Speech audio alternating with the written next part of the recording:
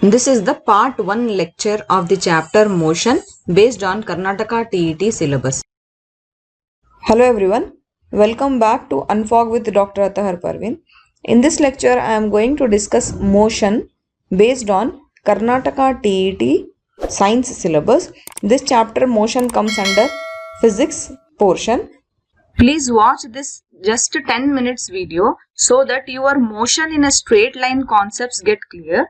Then after that we can solve a few more numericals based on this, and then we can also cover the rest of the concepts based on potential energy, kinetic energy and Newton's laws of motion. Physical quantities are those quantities that can be measured. The physical quantities which are expressed only in magnitude are called scalar quantities. Distance, speed and time are examples of scalar quantities, and they cannot be easily plotted on a graph paper. The physical quantities which are expressed in magnitude as well as direction are called vector quantities, and we represent them by an arrowhead. Quantities like displacement, velocity and acceleration fall in this category, and they can be easily plotted in a graph paper. Suppose there are two ways from your home to school. One is longer and the other one is shorter. Let home be your initial and school be your final position. Then the shortest distance between the initial position and the final position is called displacement and is denoted by lowercase x. Velocity tells about how fast and in what direction the object is moving. It is change in displacement of a body over time. Velocity is denoted by lowercase v and its SI unit is meter per second. A body is said to have uniform velocity if it covers equal distances in equal intervals of time in a specified direction. In general, the moving bodies do not have a uniform velocity. For example, a car moving on a bumpy road does not have a uniform velocity. A car on the circular track will have variable velocity because its displacement keeps on changing with time. That is, if a body covers unequal displacements in equal intervals of time, then it is said to have variable velocity.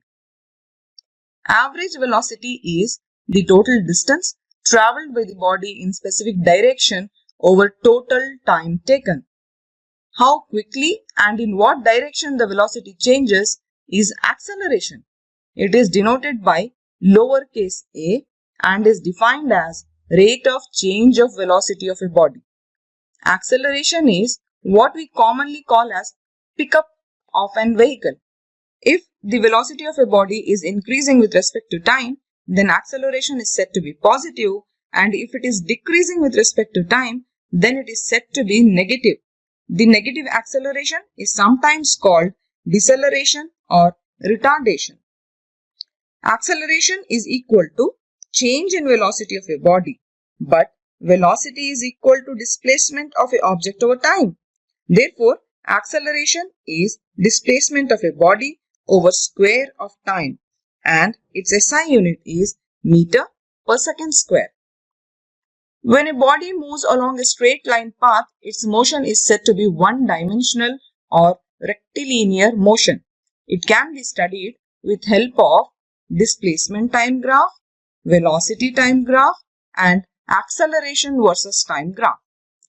In a displacement time graph, displacement is plotted on y-axis and time is plotted on x-axis.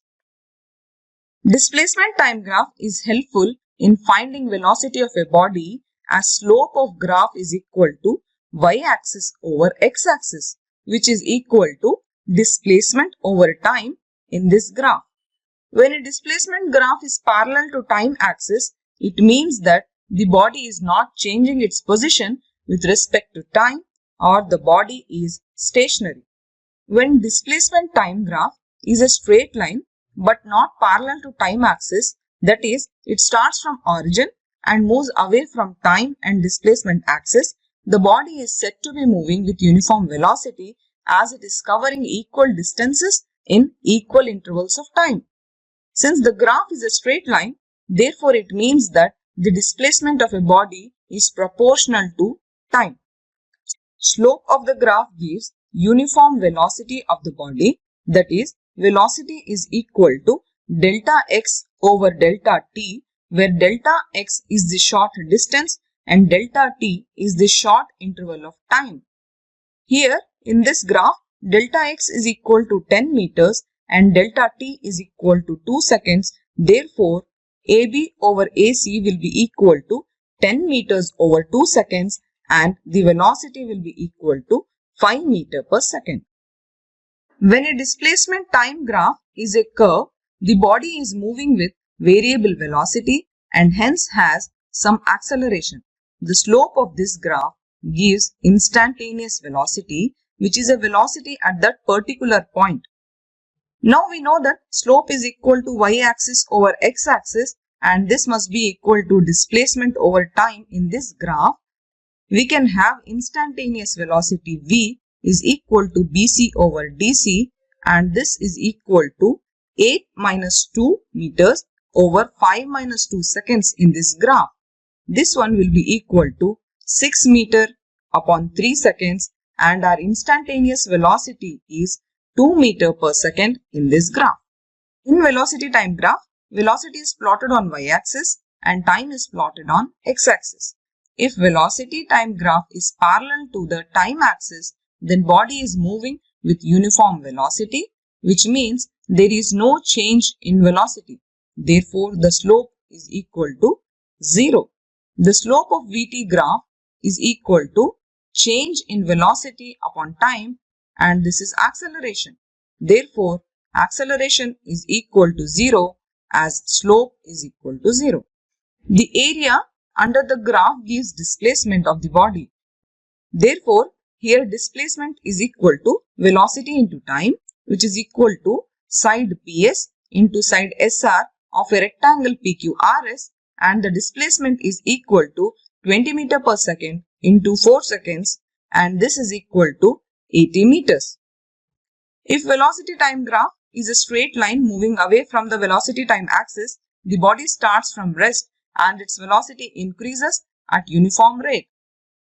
Therefore, slope of AC will be equal to velocity upon time, that is equal to AB over BC in this graph, and this will be equal to 10 minus 0 meter per second as AB is equal to 10 minus 0 and time is equal to 5 seconds.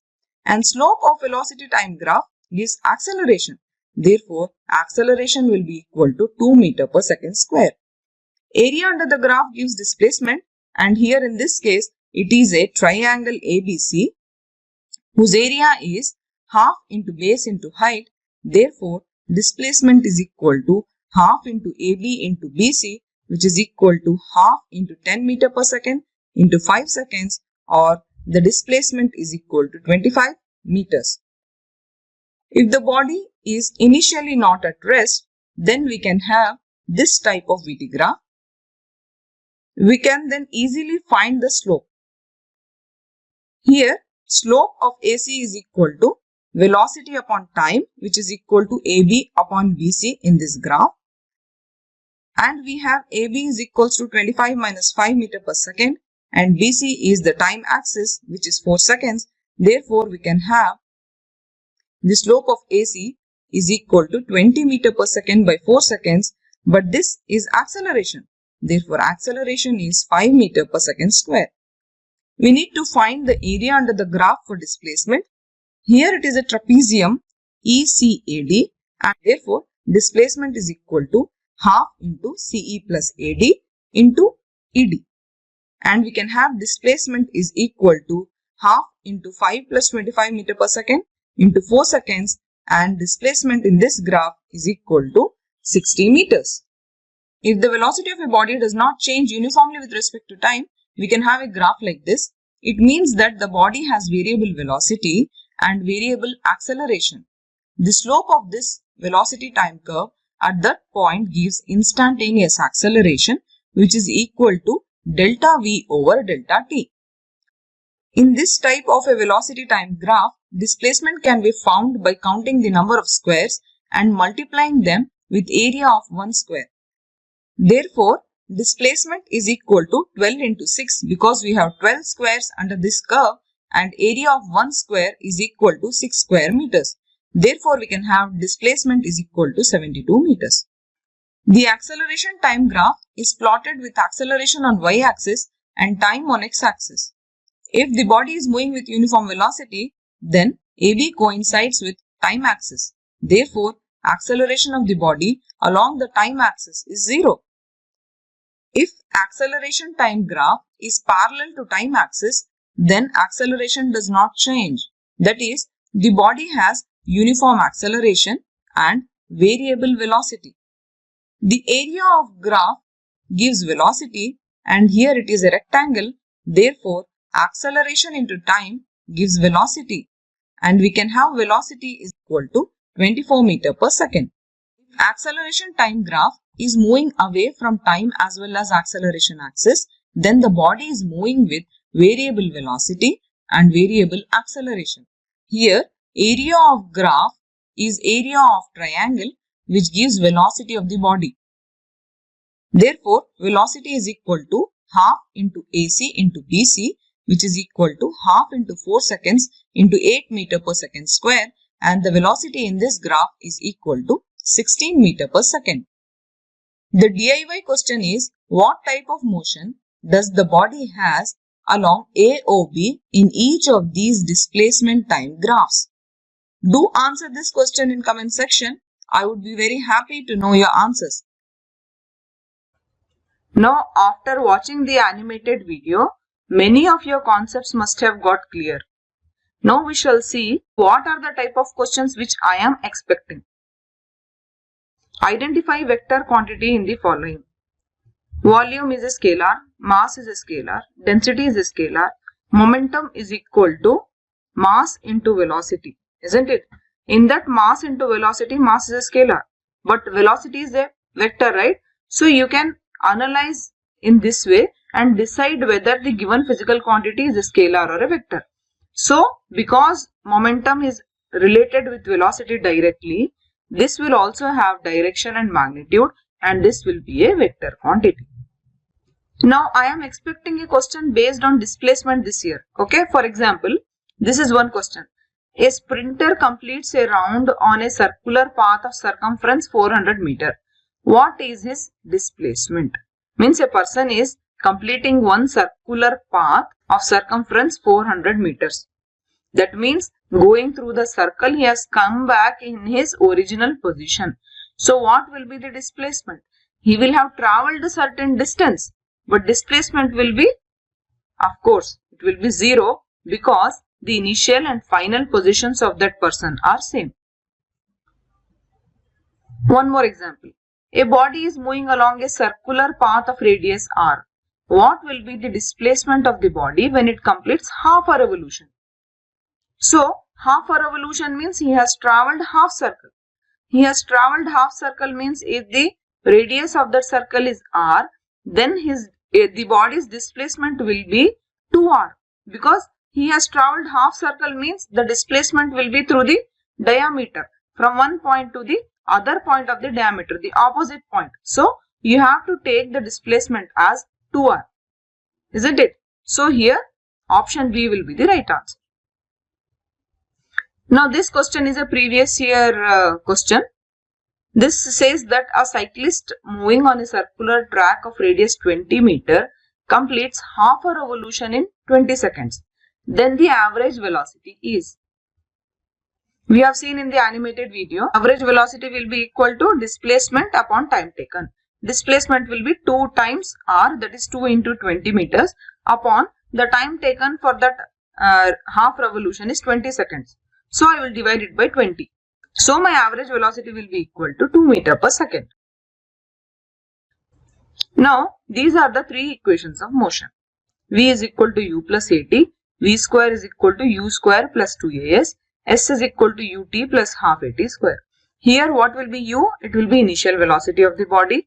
V will be the final velocity of the body. A will be the acceleration of the body. T will be the time taken by the body in traveling certain distance. And S will be the distance travelled by the body. I'm sure you remember these equations. Now there is one more equation which I can call it as a trick.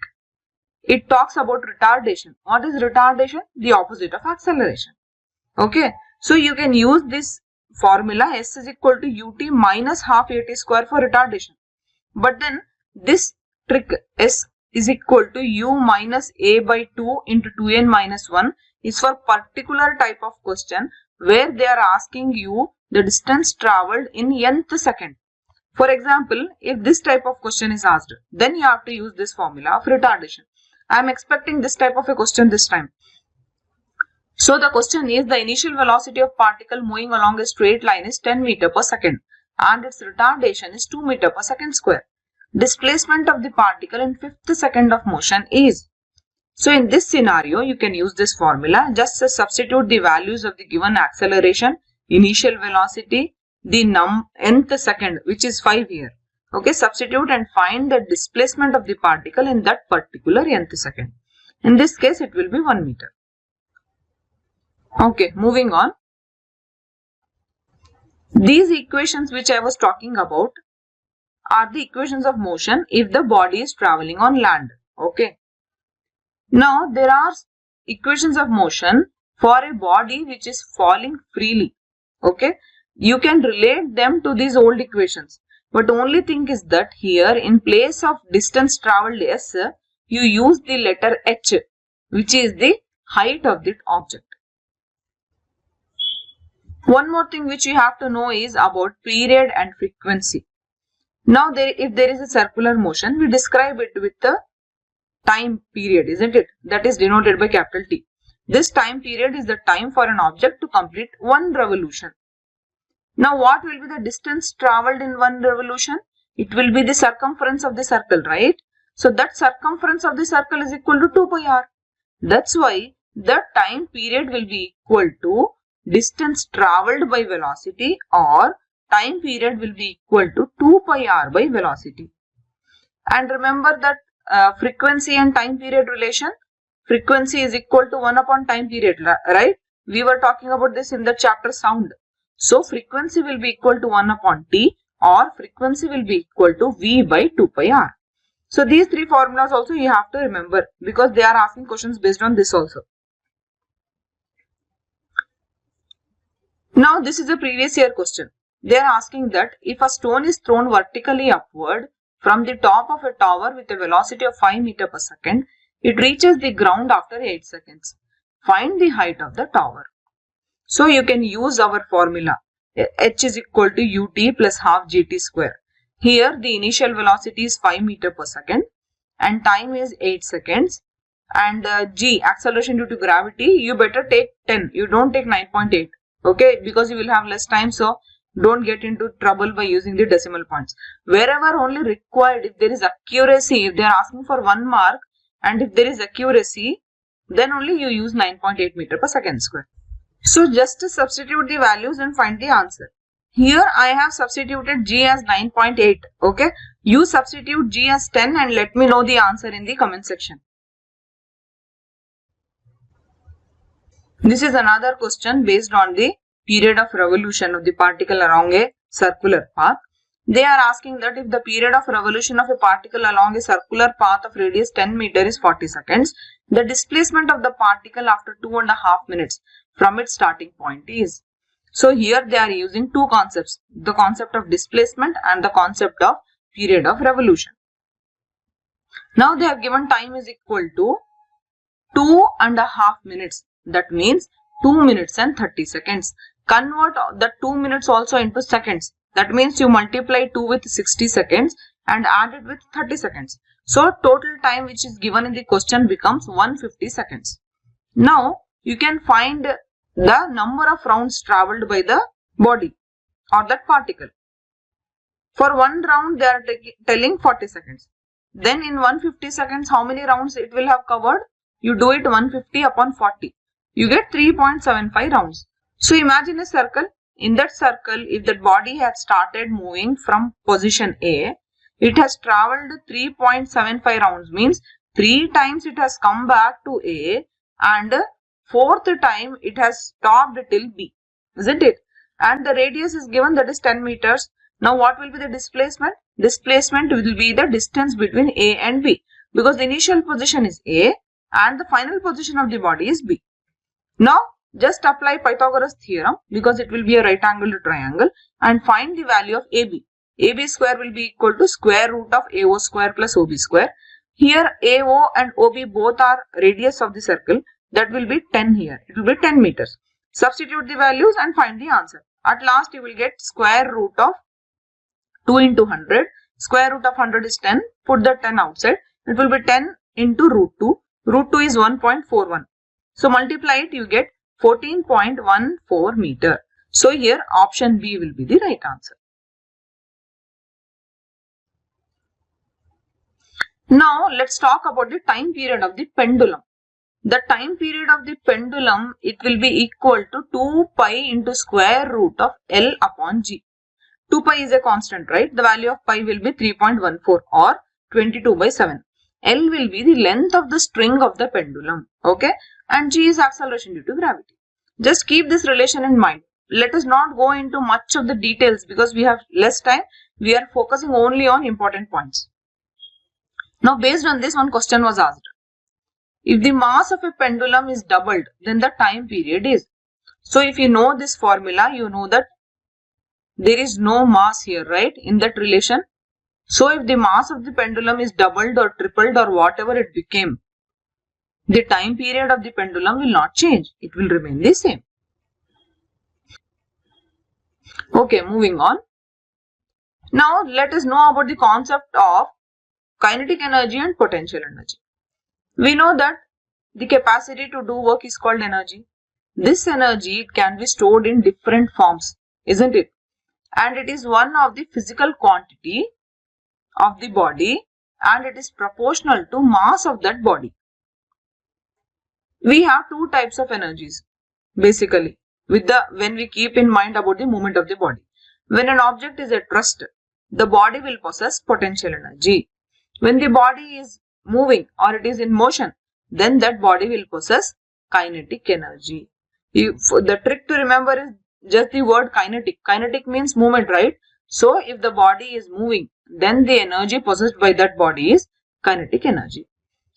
And how are they related with mass and velocity and height and all that? Kinetic energy will be equal to half mv square.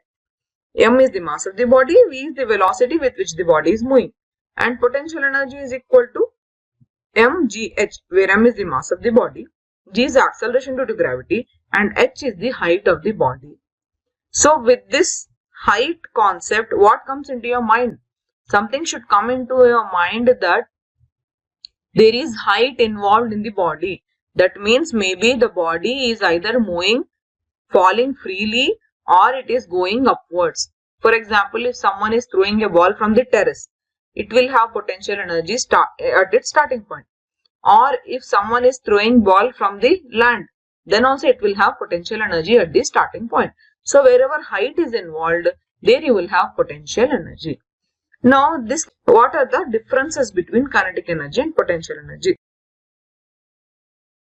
First point is that the kinetic energy, that only you can say that if the body is in motion, it will have kinetic energy. If the body is stationary or it is at rest, then the energy will be potential energy. Then one more thing is that the kinetic energy can be transferred from one body to another. Means if one body is moving, it will hit the another body. Then that kinetic energy can be transferred to that body. Potential energy, it can't be transferred because the body is not moving, right? Then third point is that it depends on only mass and velocity, the kinetic energy. That's why it is equal to half mv square. But in potential energy, it depends on three factors. What are they?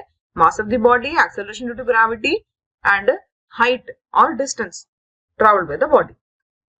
Example of kinetic energy, the best one is the flowing water. Okay.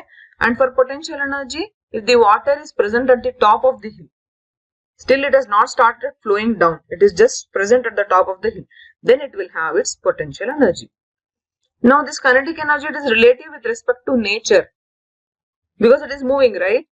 Now potential energy, it is non-relative with respect to nature because it is not moving, it is just stationary. The body is stationary, then only it will have potential energy. The potential energy of a body at a certain height depends on, of course, it is mass, acceleration due to gravity and height. That's why here option D will be the right answer.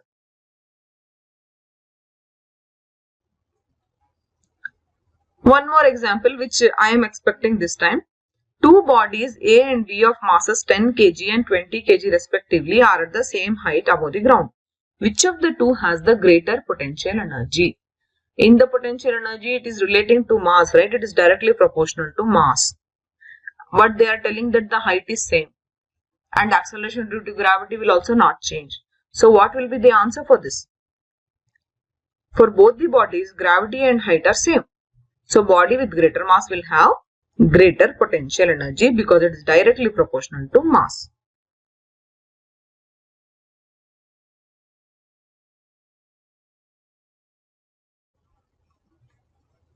One more example.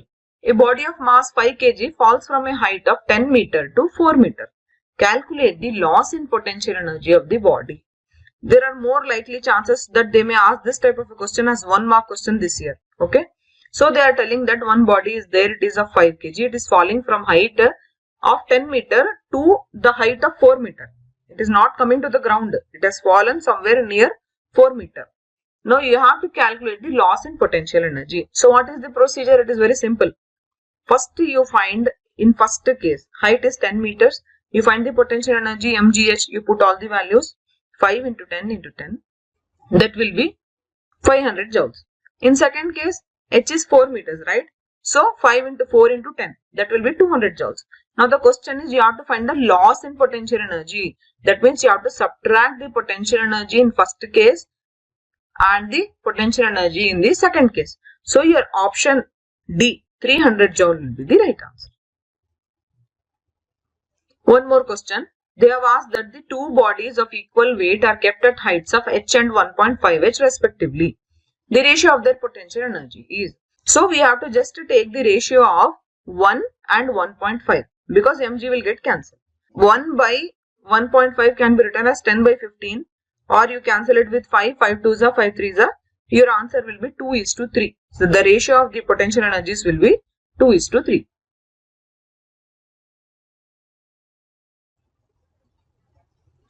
Now one more question. This is based on friction.